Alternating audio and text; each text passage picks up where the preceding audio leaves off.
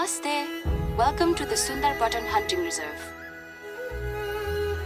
My name is Asmita Gurung. I work for the reserve as one of the conservation officers. Tourists come to Nepal from all over the world for the unique trophies you can hunt here, the Nor and the Tar. We use that foreign income to support our economy and our wildlife conservation programs, especially for endangered species. Protecting both fauna and flora in our beautiful country is something that is very dear to the hearts of Nepali people. Is this your first time here? Then I hope it will be an unforgettable assignment for you.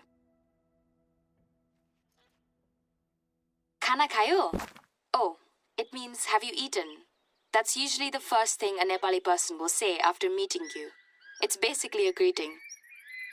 I know you've been on the road for a long time to get here all the way from Kathmandu, so I'd be starving if I were you. In rural areas of Nepal, you don't see a lot of hotels, but rather something called homestays.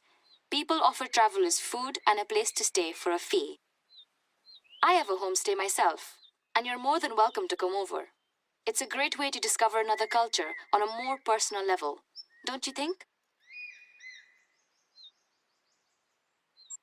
My house is in a small village called Lek Bhanjyan in the hilly region. There, I've just sent you the location.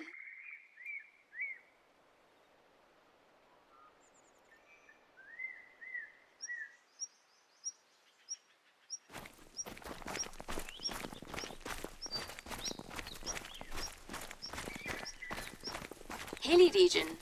Oh, right. You know hill means something different in Nepal.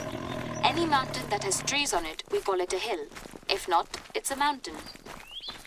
In Pahad, as we also call it, the mountains can be up to 3,000 meters high, and generally they don't have a lot of snow. But we also have valleys, meadows, plains.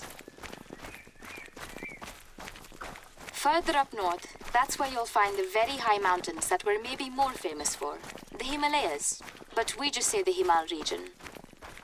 And if you go south, you'll notice the plains are completely different in everything: climate, vegetation, and wildlife.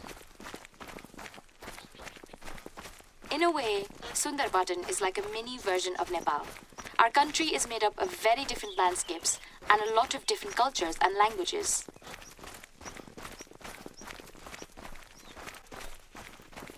Yeah, that's my village.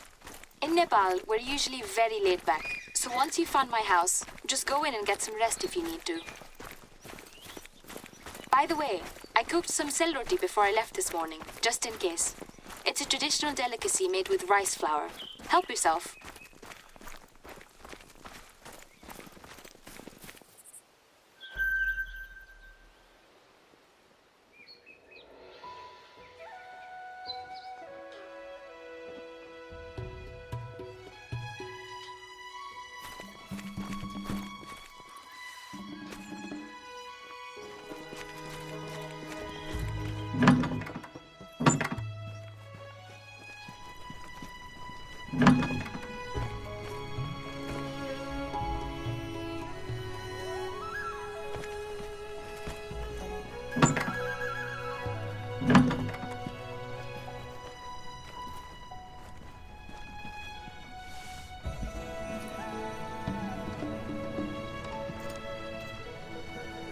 You're welcome.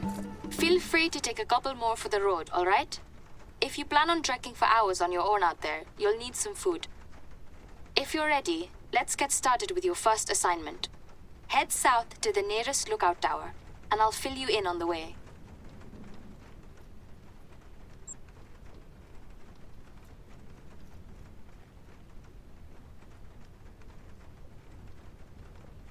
Your timing couldn't be better, because we have a so-called problem tiger at the moment.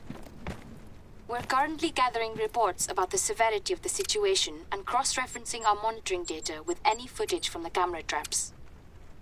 But we also need an expert tracker on the ground to help us locate that tiger and find out the reason for its unusual behavior.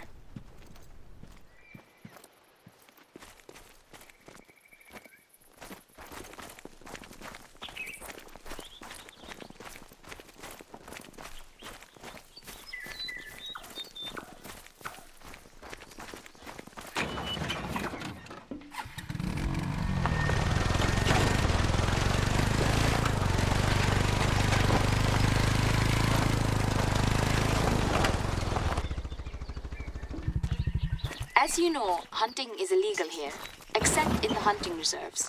There's only one other in the whole country, called Dorpatan. Sundarpatan is the more recent of the two. When they established this reserve, the government's goal was not only to develop hunting tourism, but also to fund our wildlife conservation strategy, with a special focus on threatened species. You must have heard of the mysterious snow leopard and the Bengal tiger, but we also monitor a lot of others, vulnerable or not. Wild yak, barasingha, Tibetan fox. Thanks to our efforts in the last 20 years, tiger populations are recovering rather well. But the flip side is, there are also more and more human-wildlife conflicts. The reserve would be too large for only one warden, so we have a small team.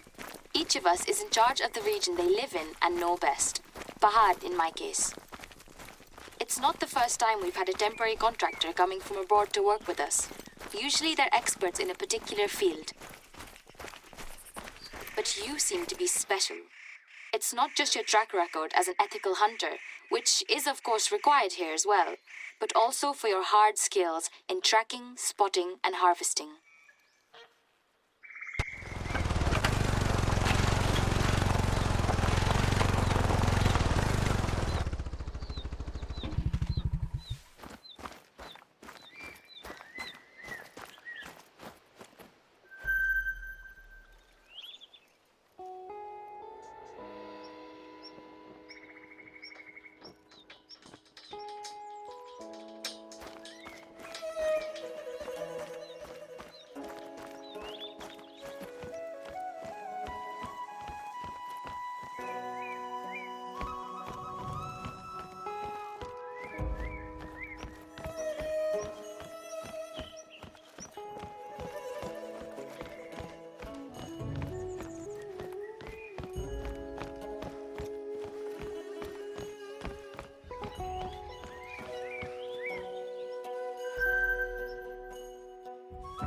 We call that region Terai, or the Southern Plains.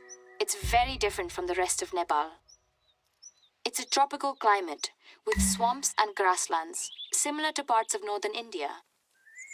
Most people in Terai have a farm or livestock, but it can be tough to make a decent living there. Before we send you into tiger territory, can I ask you to make one ethical kill and harvest? Check the details on your hunter mate. We carefully screen all contractors to check both their hunting skill level and their ethics. I'm sure you understand why we want to make sure you can choose the right specimen and land an ethical shot.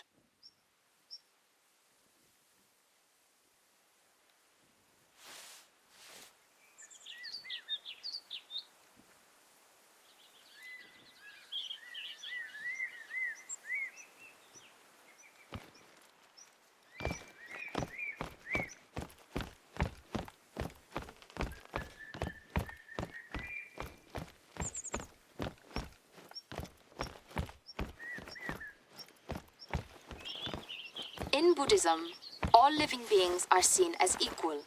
It's a principle that commands to not harm or kill without purpose. It doesn't mean that you can never hunt or kill, but you should never cause any unnecessary suffering.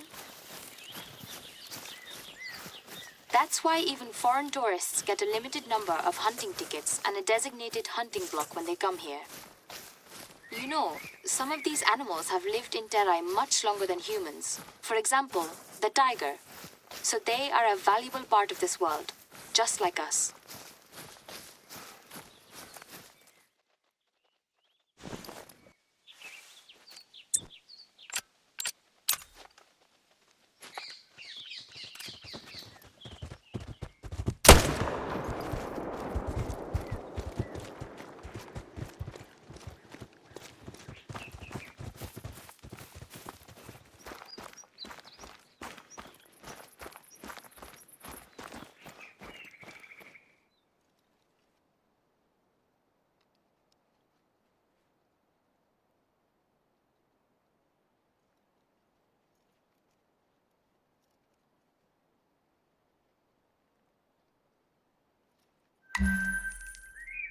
A very clean harvest. Well done. I can see why our counterparts in other reserves were always so positive about you. I can tell that you really are an expert tracker as well. It can be difficult to track specimens in that wet climate, even for Terai people. By the way, did you enjoy the celery? You've only just arrived, but you can probably guess how crucial food is in our culture.